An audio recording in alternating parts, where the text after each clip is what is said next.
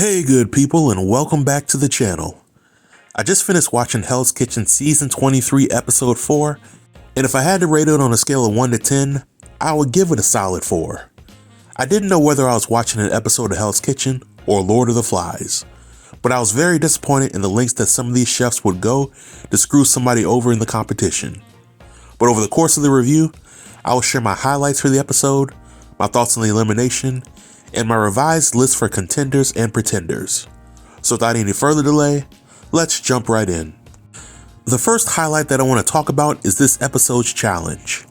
In the challenge, the chefs have to choose ingredients that they have to pickle and incorporate into their dishes. They then go head to head, and the winning team gets the handsome reward. Now, as I predicted last week, Lulu from the red team was sent to the blue team, and this is a no-brainer for the prediction. Lulu is by far one of the strongest cooks on the red team, and her arrival was meant to bring some balance to the blue team.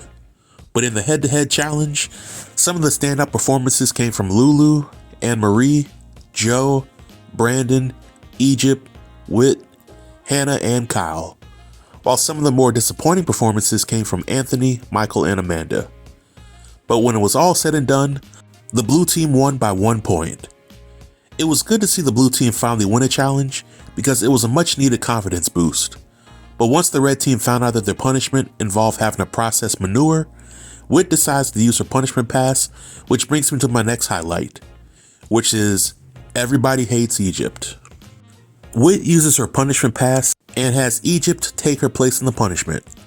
And while I wish that this selection was random, something tells me that Egypt was chosen for this punishment because most of the people on his team don't like him. I think that it sucks because Egypt did pretty well in the challenge.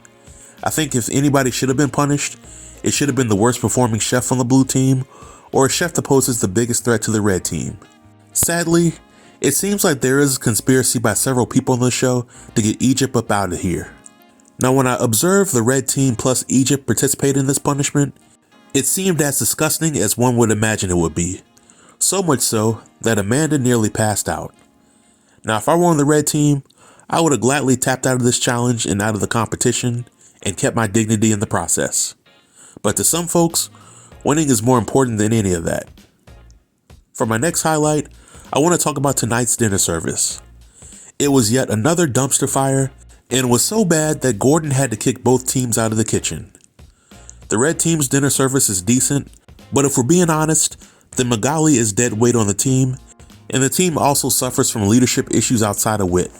Even though Magali is working on borrowed time right now, it seems like the red team is gunning for her and will continue to nominate her until she's officially gone from the competition. Now on the blue team, there are several issues, but in my opinion, most of those issues are rooted in ego, hate, and a lack of trust within the team.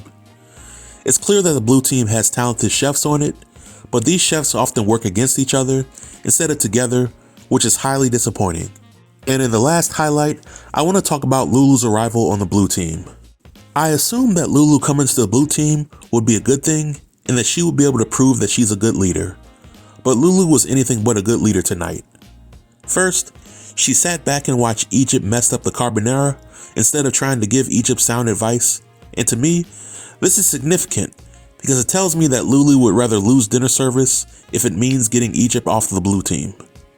But Lulu also messed up her own protein, and she shut down during the service instead of maintaining communication with her teammates. So in my opinion, Lulu was exposed in this episode, and she will need to work hard to redeem herself going forward. Now in my opinion, this elimination selection was pretty predictable. On the red team, the chefs nominate Magali and Anne-Marie for elimination, and I think that these choices were more than fair. On the blue team, the chefs go back and forth on Michael, Egypt, and Joe going up for elimination. Lulu led the charge by targeting Egypt, and most of the other chefs backed her choice. But I think that Egypt made a solid point by nominating Lulu for elimination on the grounds that she shut down. If you all remember last season of Hell's Kitchen, Melissa got eliminated for shutting down during dinner service despite being one of the best chefs on her team. But after Gordon hears that the blue team nominated Egypt and Michael, he was quick to point out that Egypt was being targeted by his team. And I think that Gordon already knows who he wants to hire as his head chef, and I think he sees potential in Egypt, but he will eventually see past the BS and pettiness from the chefs who nominate teammates based on personal feelings. The actual elimination went as expected. Michael was somebody who I considered to be a pretender for several weeks, and Gordon gave him the boot this episode. I don't doubt Michael's ability to cook great food, but in my opinion, he simply does not display the talent that would meet Gordon's standards, and his leadership skills are non-existent. Some people may love or hate Egypt, but you can't deny that he is one of the few chefs on the show that has taken the competition very seriously. Now, when it comes to my contenders, my list remains the same from last week, which had Whit, Kyle, Anthony, Megan, Amanda, and Lulu. But my pretenders list is slightly different from last week. On the list, we have Joe, Brittany, Egypt, Magali, and Hannah. Out of everybody on this list, I think that Egypt is the best chef when it comes to individual cooking skills and leadership skills, but I think that Gordon will eventually get tired of seeing him up for elimination because it means that Egypt isn't able to get people to follow his lead, which is a key component for being a leader. I think that the rest of the chefs are good at cooking their specialty dishes, but they will eventually get weeded out during the dinner service process. I'm still on the fence when it comes to Anne-Marie and Brandon, but I think that they have the talent to make it to the black jacket round.